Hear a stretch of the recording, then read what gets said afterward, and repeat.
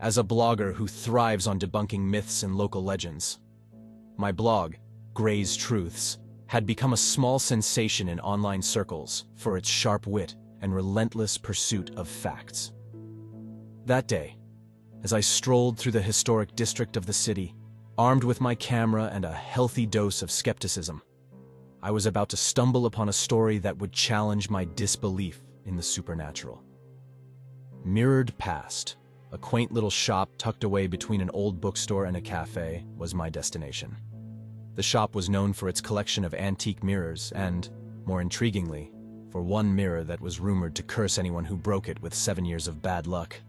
It sounded like the perfect material for my next blog post. The shop was like a forgotten relic, its windows clouded with the dust of time, the sign creaking as it swayed gently in the breeze. The bell above the door announced my entry with a jangle that seemed too loud in the quiet of the shop. I was immediately enveloped in a sense of history.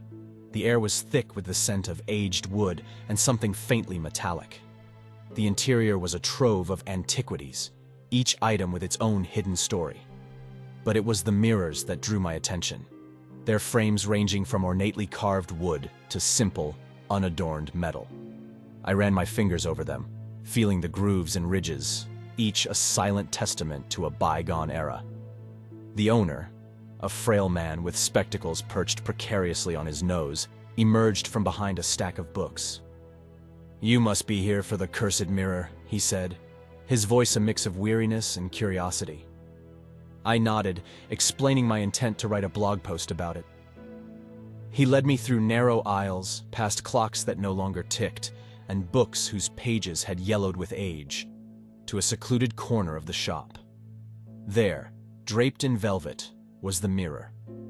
It was larger than I had imagined, its frame a labyrinth of intertwining vines and flowers, darkened by time.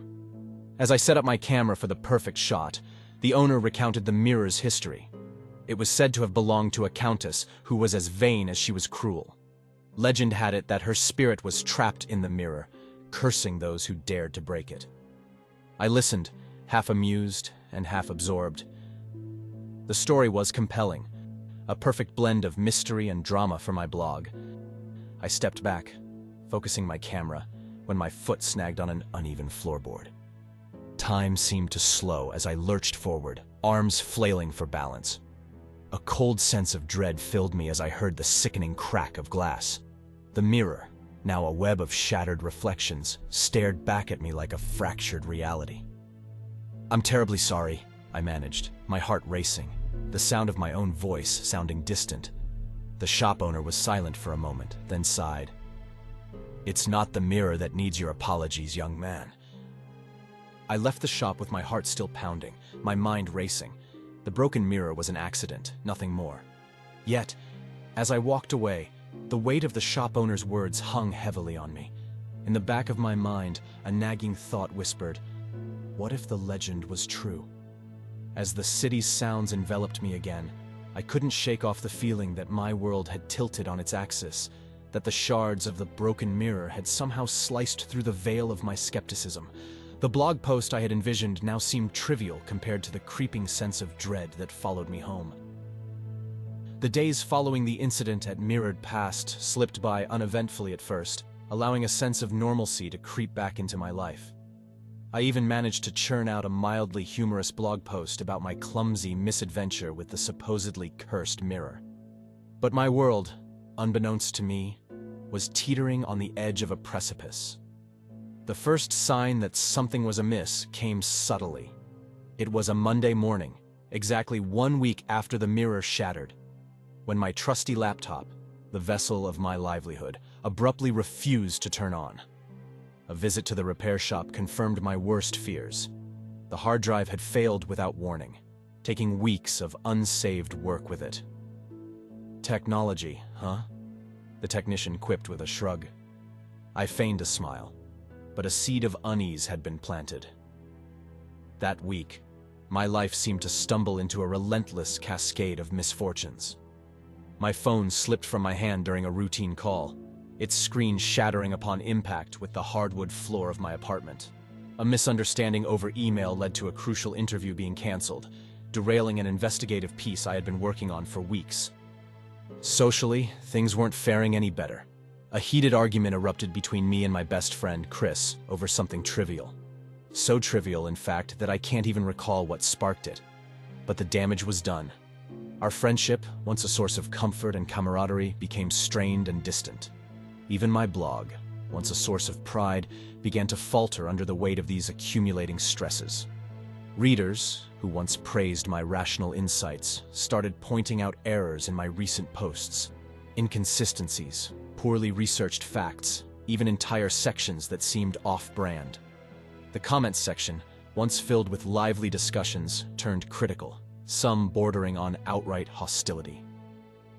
As weeks turned into months, the shadow of the broken mirror seemed to cast a longer, darker silhouette over my life. I found myself increasingly isolated, my phone's contact list growing quieter by the day. My apartment, once a haven of creativity and productivity, now felt like a prison, its walls closing in on me. Then came the night terrors. I would wake up in the dead of night, my heart racing, drenched in sweat, with no memory of the nightmares that had wrenched me from sleep.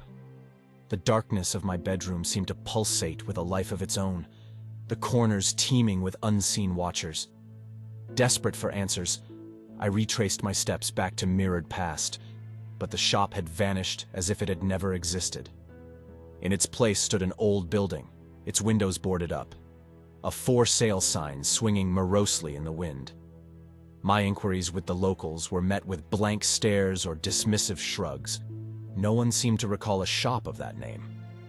My skepticism, once a bastion against the supernatural, began to crumble. The incidents I had experienced were too coincidental, too targeted to be mere happenstance. The world around me, once so familiar, now seemed distorted, as if viewed through the fractured glass of that cursed mirror. As the second year of the curse dawned, it brought with it a deeper sense of foreboding. My once orderly life had begun to unravel at the seams, thread by painful thread. The troubles that initially seemed like sporadic bad luck now formed a tapestry of continuous misfortune.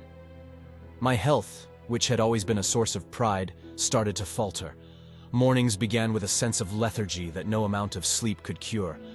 My reflection in the bathroom mirror, the one mirror I hadn't covered up, showed a version of myself I hardly recognized. My face had become gaunt, with dark circles under my eyes that seemed to deepen each day, a stark contrast to the healthy complexion I once had. Socially, the impact of the curse became painfully evident. My circle of friends, once a vibrant and supportive group, dwindled as invitations to gatherings ceased. Calls and messages to Chris and others went unanswered, or worse, were met with terse, non-committal responses.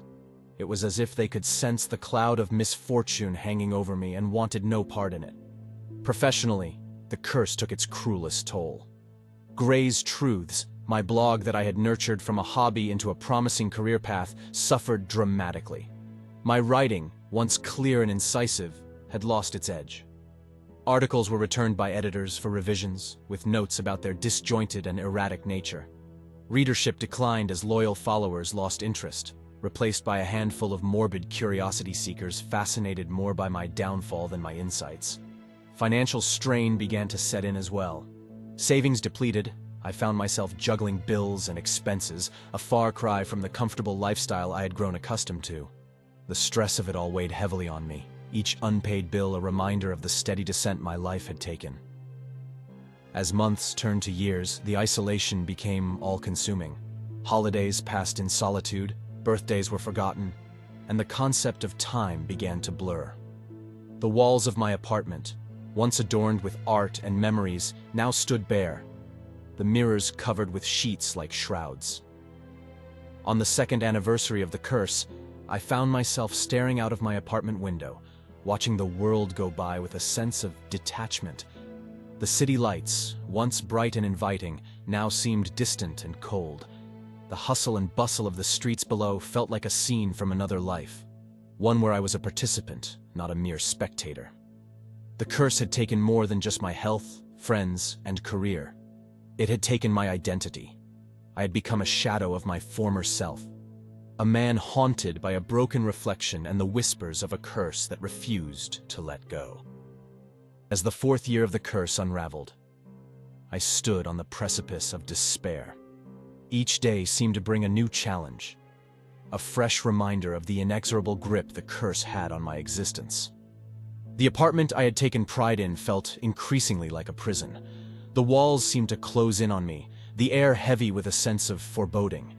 The whispers that began as a nightly nuisance had intensified, now a constant murmur in the background of my days, an unending chorus that seemed to mock my plight. In the 5th year, the curse manifested in more tangible ways. Objects around my home began to move inexplicably. I would find books I had left on the coffee table neatly shelved, or my keys in the refrigerator. Photographs I had taken down to avoid seeing my deteriorating reflection reappeared on the walls, their faces blurred or twisted in grotesque expressions. My health continued to decline. A persistent cough took hold, and no amount of medicine seemed to alleviate it. My skin grew paler, almost translucent, and dark circles under my eyes became a permanent feature. I avoided mirrors, not wanting to confront the physical manifestation of the curse that was consuming me. By the 6th year, the boundary between wakefulness and sleep blurred. The whispers evolved into voices, discernible at times, speaking in tongues or in taunting tones. I would wake up in places in my apartment with no recollection of how I got there. Time seemed to warp. Hours would pass in what felt like minutes, and nights stretched into endless voids. The world outside my apartment became foreign, a realm I no longer felt part of. On the rare occasions I ventured outside, the city seemed different, its colors muted, its sounds a distant echo. People I passed appeared faceless, their features a blur, as if I were seeing them through a veil of water. As the 7th year of my ordeal dawned, the fabric of my reality seemed irreparably frayed. My life, once full of promise and ambition, had disintegrated into a shadowy existence. The freelance writing that had supplemented my income during the early years of the curse had dried up. Clients were deterred by the erratic quality of my work and my increasingly reclusive nature. I was behind on rent, and the threat of eviction hung over me like a sword of Damocles. The man in the mirror was a stranger, gaunt, with haunted eyes and a perpetual pallor. Dark circles were etched deep under my eyes, a testament to endless nights plagued by nightmares. I was plagued by a chronic fatigue, a weariness so deep it felt woven into my very bones. Socially, I was a pariah. Friends, once a source of joy and support, had all but abandoned me, unable or unwilling to endure the storm that had enveloped my life. My world had contracted to the confines of my cluttered apartment, a place filled with the detritus of my failed attempts to lift the curse, books on the occult, strange talismans, and the ever-present mirrors covered with cloth to hide my own decaying reflection. As the final day of the 7th year approached, a desperate resolve took hold of me. I could not, would not, let this curse define the rest of my life. I uncovered one of the mirrors, its surface dusty and smeared. Staring into it, I addressed the silent watcher I felt had been my constant companion throughout these cursed years. "Show yourself," I demanded, my voice a mix of anger and desperation. "Face me!" To my shock, the surface of the mirror rippled like disturbed water, and from it stepped a figure, a doppelganger of myself. But this version was different, an idealized version of me, free from the ravages of the past 7 years. The doppelganger spoke with my voice, but its words were those of a stranger. "I am what you could have been," it said. "I am the embodiment of your potential, unfettered by fear and self-doubt." It explained that the real curse was never about the mirror or the superstitions surrounding it. It was the power of belief, my belief in the curse, which had given it strength and allowed it to consume my life. My fears, insecurities, and doubts had manifested into this tangible form. The revelation was a bitter pill.